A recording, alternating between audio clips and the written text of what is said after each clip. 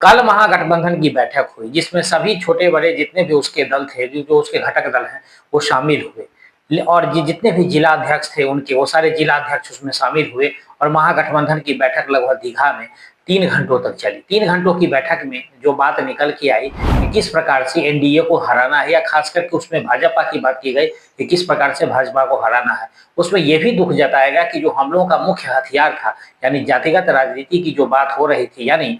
जो जातीय सर्वे की बात हो रही थी, उसको बीजेपी ने कैसे अडॉप्ट कर लिया, या कहिए कि उस पर सर्जिकल स्ट्राइक कर दिया। तो इन चीजों को देख करके महागठबंधन में काफी असंतोष भी था। और सबसे बड़ी बात इसमें थी कि कल तेजस्वी यादव सामने वाले फ्रंट से जब लोग जा रहे थे, तो तेजस्वी यादव को बैक डोर से एंट्री लेने पड़ी। उसके पीछे रीजन ये था कि सामने फ्रंट पर कहीं ना कहीं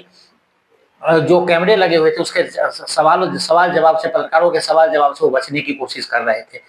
और काफी देर इंतजार करने के बाद राजेश राम, जो कांग्रेस के प्रदेश अध्यक्ष हैं, उनकी एंट्री हुई। जिस प्रकार से तेजस्वी यादव ने एक बार उनको 1.5 घंटा तक इंतजार करवाया था, उसी प्रकार इस बार राजेश राम ने भी उनको लगभग 1 आध घंटे का इंतजार करवा दिया था। तो इन तमाम चीजों को देखें तो काफी सौहार्दपूर्ण वातावरण में इनकी बैठक चल रही थी। लेकिन उसी बीच में मनोज झा, जब कुछ सवाल जवाब हुए मुख्यमंत्री को चेहरा को लेकर के, तो मनोज झा ने सीधा सीधा कह दिया, जो आरजेडी के प्रवक्ता भी हैं और राज्यसभा से भी आते हैं, उन्होंने कहा कि देखिए, सबको मालूम है, पूरे बिहार को मालूम है कि महागठबंधन जीतती है तो इसमें सीएम कैंडिडेट कौन होगा। लेकिन इस बात पर राजेश अल्लावरू और राजेश राम की असहमति नजर आई। उनका ये कहना था कि यार, तेजस्वी यादव के फेस को हम सबसे पहले आगे कर देते हैं, तो जो इनके पीछे से चला आ रहा है, जो इन पे अपराध, जो इन पे मुकदमे चल रहे हैं, जैसे कि नौकरी के बदले जमीन के बदले नौकरी वाली बात, या इनके पिताजी का जो इनके ऊपर जो साया है, उन तमाम चीजों का प्रभाव पड़ेगा और हमारी जो है वोट बैंक में हमें कमी आएगी, और इस प्रकार से हम चुनाव हार भी सकते हैं। और दूसरी बात, कांग्रेस को एक और सबसे महत्वपूर्ण बात पर ऐतराज था। कांग्रेस को ऐतराज इस बात पर था कि कांग्रेस नहीं चाहते हैं कि मुकेश सहनी को उनके बराबरी का दर्जा मिले। मुकेश सहनी की दो डिमांड है, एक तो डिप्टी सीएम का, और दूसरा कि 60 सीटों पर उनकी दावेदारी है। और कांग्रेस चाहती है, पिछले बार वो 70 पर लड़ रही थी, तो कम से कम इस बार 55 से 60 सीटें उसके जरूर मिले, लेकिन इस बार 40 सीटें तक उसको सीमित करने की कोशिश की जा रही है। तो इस स्थिति में देखिए कि कांग्रेस को भी इस बात को परेशानी हो रही है, कांग्रेस को इस बात को काफी खासा परेशानी हो रही है, और मुकेश सहनी से वो काफी चिढ़े हुए हैं। और एक और महत्वपूर्ण घटना घट रही थी जब ये बैठक चल रही थी दीघा में, उसी समय पप्पू यादव,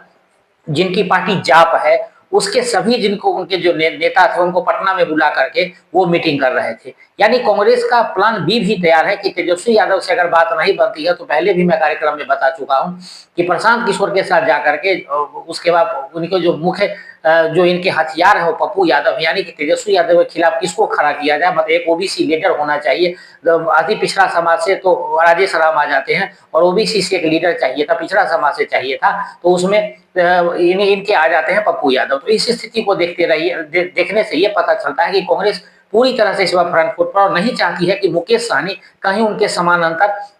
इस गठबंधन में रहे। कांग्रेस की इच्छा है कि मुकेश सहनी को मैक्सिमम 15 सीटें मिले, और उप मुख्यमंत्री पर उनका जो दावा है, उस दावे से वो पीछे हटी। शायद इसीलिए जो मुकेश सहनी है वो समानांतर पैरेलल वो बात कर रहे हैं, भाजपा से भी, एनडीए से भी उनकी लगातार बातचीत चल रही है। उन्होंने अभी सब, वो कहते हैं कि सरकार को उखाड़ फेंकेंगे, हम अपनी सरकार बनाएंगे, जनता में परिवर्तन लाएंगे, ये सब बातें कहते हैं, लेकिन पैरेलल उनकी बात चलती रहती है एनडीए के नेताओं से। अब देखिए, और बीजेपी ने भी जहां तक इस मीटिंग पर काफी नजर बनाई हुई थी, जदयू यानी कि एनडीए की इस पर नजर थी, तो बीजेपी का भी एक है, उसमें एक प्लान भी लीक हुआ है कि हमें लालू यादव को मुख्य टारगेट करना है, क्योंकि लालू यादव ही जंगल राज के जनक थे। तो तेजस्वी यादव तो एक मामले में फंसे ही हैं, और लालू यादव को टारगेट करते हैं, तो जो इस पर 40% युवा वर्ग है जिन्होंने जंगल राज नहीं देखा है, तो उनके दिमाग में जंगल राज की जो जितनी भी बातें हैं उसको डालना, जनता के बीच में जाकर के उन तमाम बातों को रखना, यही मेन मुख्य मुद्दा होगा। इन्हीं बातों से हम अपना एजेंडा सेट कर सकते हैं और इसी पर काम कर सकते हैं।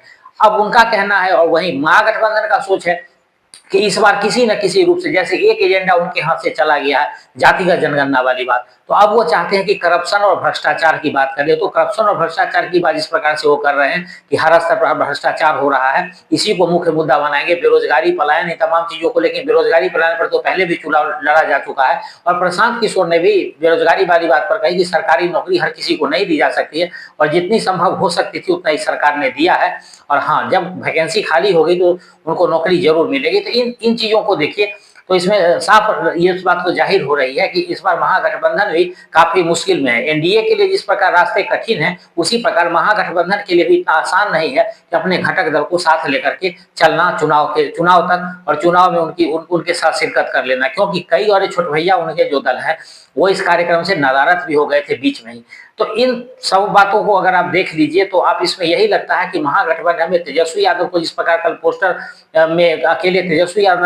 यादव नजर आए थे, तो इस स्थिति को देखते हुए भी बाकी गठबंधन के लोगों के मन में थोड़ी सी तकलीफ जरूर थी, क्योंकि कांग्रेस चाहती थी कि पोस्टर में उनके भी नेता का नाम हो, यानी राहुल गांधी का नाम हो, और नहीं तो कम से कम राजीव का नाम तो होना ही चाहिए था, लेकिन ऐसा नहीं हुआ। तो इस बात से कयास लगाया जा सकता है या अंदाजा भी लगा रहा है और खबरें भी हैं कि कांग्रेस इस बार आरजेडी को पूरी तरह आंखें दिखा रही है, जो हो सकता है कि आरजेडी के लिए घाटे का सौदा हो।